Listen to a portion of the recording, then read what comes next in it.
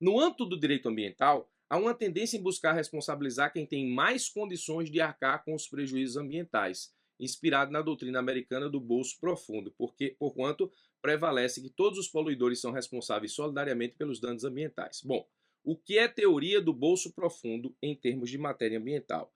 A teoria do bolso profundo é exatamente decorrente daquilo que eu acabei de dizer. Em matéria ambiental, você pega todo mundo que tem vínculo com o dano, ou com a poluição, ou com a degradação. E você vai tentar responsabilizar, em primeiro grau, as pessoas que têm mais condições de arcar efetivamente com os prejuízos ambientais que foram causados no ecossistema ou em qualquer que seja a situação que foi degradada ou poluída.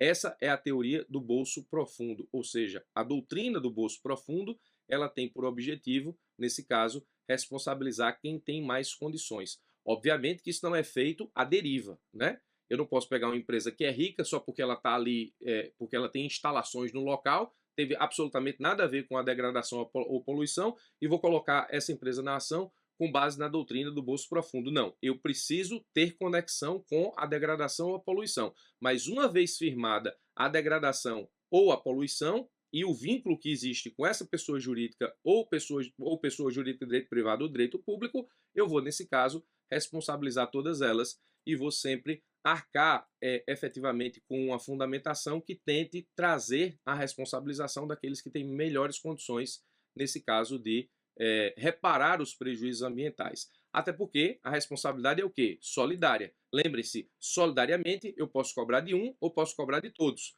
E quando eu cobro de todos, eu posso também pedir para que quem tem mais grana pague a brincadeira. Muito bem. Tem uma passagem doutrinária aqui que eu gosto que diz o seguinte: num distrito industrial ou num conglomerado de indústrias pode ser difícil apontarem-se todas as fontes poluidoras que tenham causado prejuízo.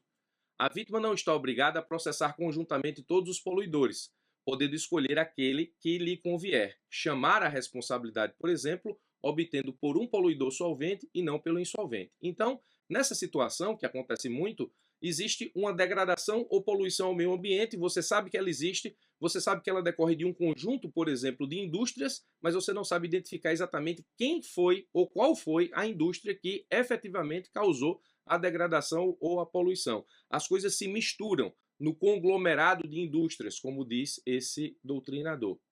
Então, quando isso acontece, você ingressa com ação judicial contra todo mundo ou você escolhe aquelas que têm mais condições pecuniárias, aquelas que são melhor de saúde financeira, para poder pagar a brincadeira. Ou seja, nesse caso, eu vou atrás do poluidor solvente, porque processar insolvente nem adianta processar insolvente poluidor, nem devedor insolvente, nem ninguém insolvente, porque você vai ficar com a ação que você pode conseguir uma declaração judicial que diga que você tem direito, e no final das contas você não vai conseguir executar e não vai conseguir, nesse caso, transformar aquela declaração em fato, né? Ou seja, numa execução, no cumprimento. Sobre o ponto, saliente-se que inexiste a formação de litisconsórcio passivo obrigatório, outro ponto importante. Eles são solidários, mas não existe litisconsórcio passivo obrigatório, sendo facultativo, devendo eventual regresso entre poluidores se operar de forma autônoma. Então, quando você, nesse caso, Estado, vai ingressar com a ação para tentar responsabilizar efetivamente alguém em termos de dano ambiental, se o enunciado ele não disser nada, você coloca todo mundo que você pode efetivamente vincular ao dano, ou seja, à degradação ou à poluição. Se o enunciado ele te apontar para a doutrina do bolso profundo e ele disser, nesse caso, lá no enunciado, que as empresas A, B e C são insolventes, e ele disser que você precisa ser orientado pela doutrina do bolso profundo, o examinador está dizendo no enunciado que você tem que deixar essas empresas de fora da ação.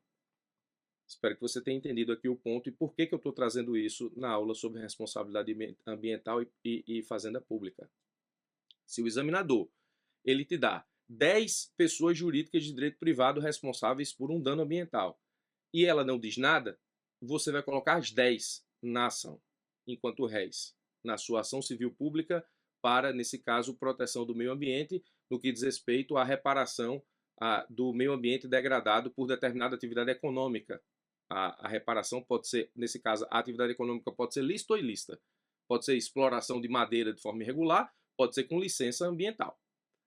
Se o examinador disser que você precisa ser orientado na sua peça em relação à doutrina do bolso profundo e ele disser que as empresas 7, 8, 9 e 10 que ele listou são insolventes, então você só vai ajuizar a ação contra as empresas 1, 2, 3, 4, 5 e 6.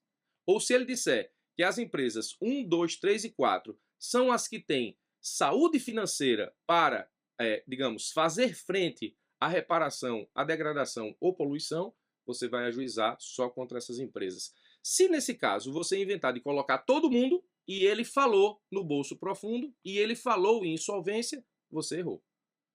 Ainda que ele não fale em bolso profundo diretamente, se ele disser que as empresas A, B e C são insolventes, você não ajuiza a ação contra elas, porque é só perda de tempo. Você procura quem tem grana para reparar o meio ambiente e esse que tem grana, depois, se quiser, ingresse com essa ação de regresso contra as outras empresas em ação autônoma.